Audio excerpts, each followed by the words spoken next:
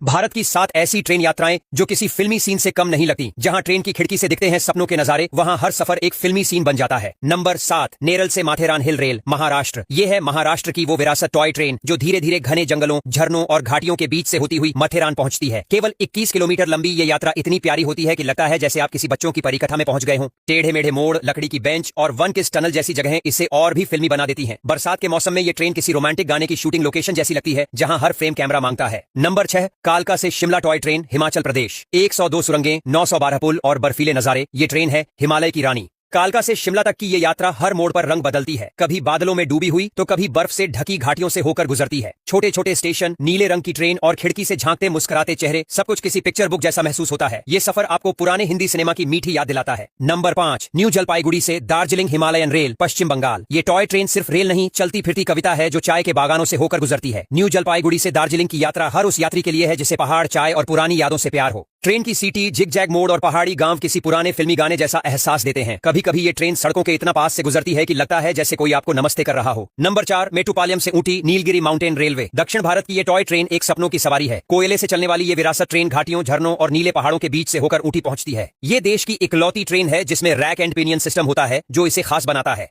जैसे जैसे ट्रेन ऊटी की तरफ बढ़ती है, आपको लगता है आप किसी ब्रिटिश काल की प्रेम कहानी का हिस्सा बन गए हैं। हर पल में पुरानी दुनिया की सादगी और सुकून छिपा होता है।